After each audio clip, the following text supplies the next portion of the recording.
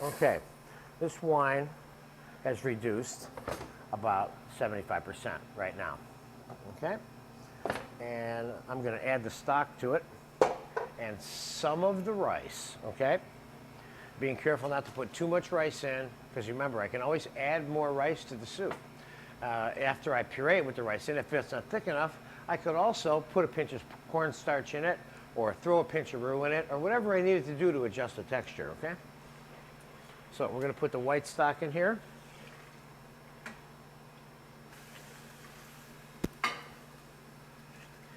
And I'm going to throw a tomato, which is optional in this recipe.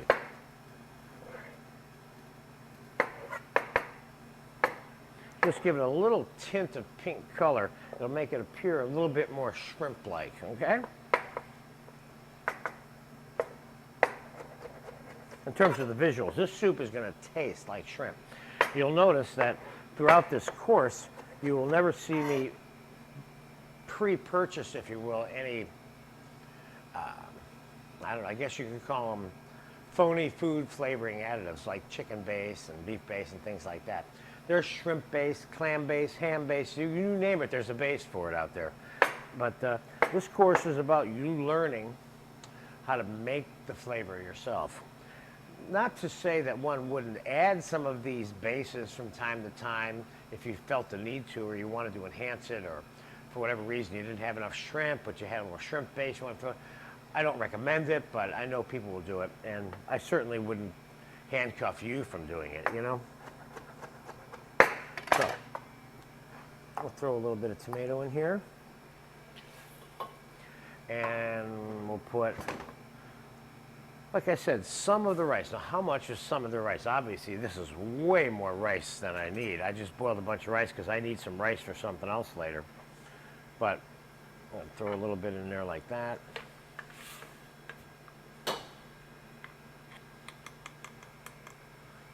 That's plenty for now. I probably put about a cup and a half in there, something like that. Now we're going to let this simmer for about 15 minutes to half an hour until all of the ingredients in the pot are what I consider to be easily pureeable. And then we're going to, the cream is reducing here. Hold on.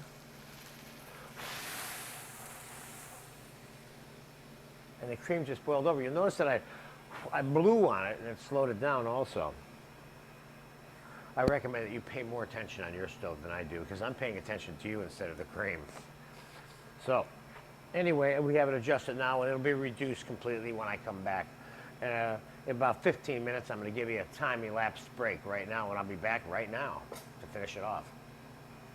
Okay, we're back right now, like I said, and the soup has been simmering, low boiling for 15 minutes, and it looks tender enough to eat.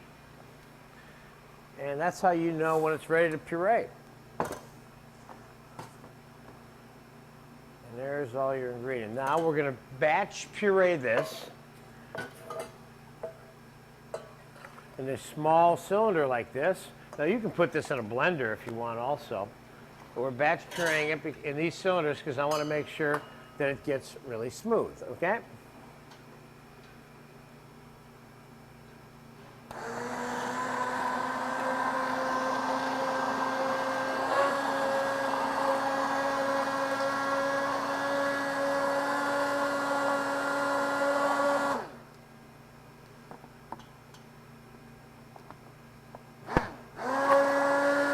This is a powerful little monster, this thing, which is great.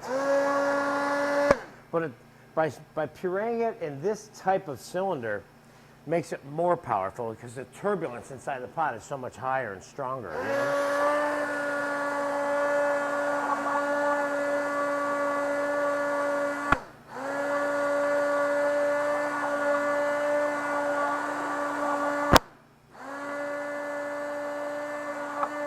Beautiful, beautiful, beautiful.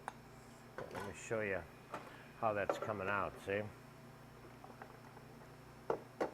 It's coming out good. I had a little too much in that container.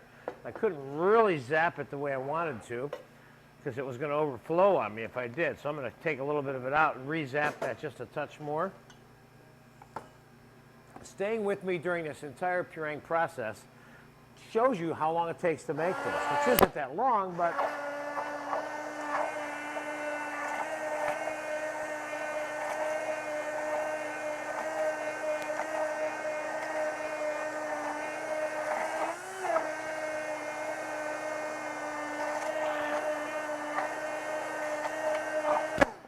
that looks much better.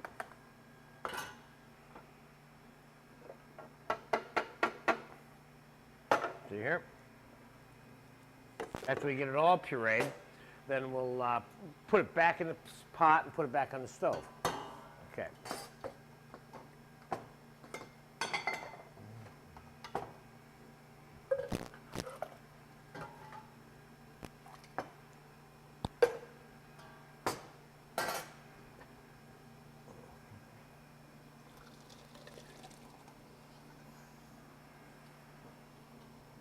I want to make sure I don't have any pieces of rice left inside this pot, because I'm going to use this pot to return the soup to it, as in starting with this one we got pureed right here. See that nice pink color? A part of that's from the tomato, which is what I suggested to you. The recipe doesn't have tomato in it, but you can add a little tomato to it. It certainly is not required. Excuse me, you're still going to have a slight tint, pink tint to the soup anyway from the carrots, okay? You'll notice I keep referring to the recipe a little bit. Part of the reason why is I think you might, and I kind of wanted to make sure that my proportions were correct. I would normally just walk up to this pot and make this soup and never look at a recipe at all, because I understand what the primary results and what results this formula will produce given whatever measurements I happen to be thrown in there. So, and if you're in this course very long, you're going to be cooking the same way, by the way.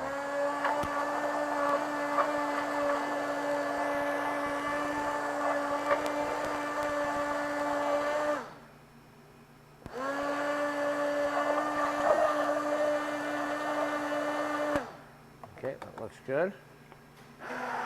Do the last one here.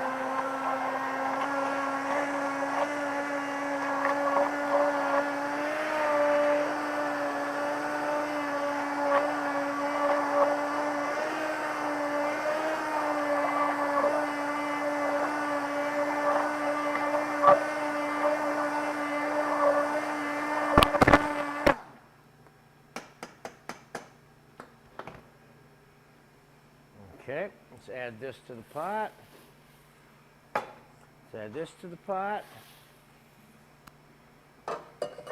Add that to the pot washer. Okay.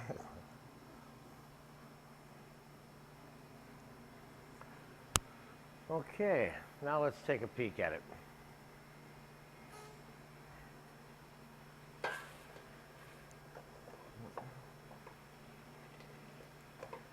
This soup looks okay. And what I'm going to do is I'm going to add, this soup is not throwing off very much turbulence here. So what I'm going to do is I'm going to add a pinch more stock to it, which will thin it out slightly. But you'll notice that we have somewhat of a soup consistency right now, see?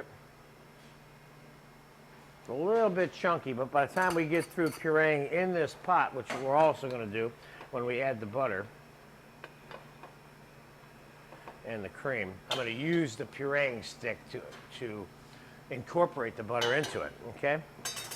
Now, the cream, by the way, has been fairly reduced and looks good, and I'm probably going to use all of it because I would have a tendency to do that.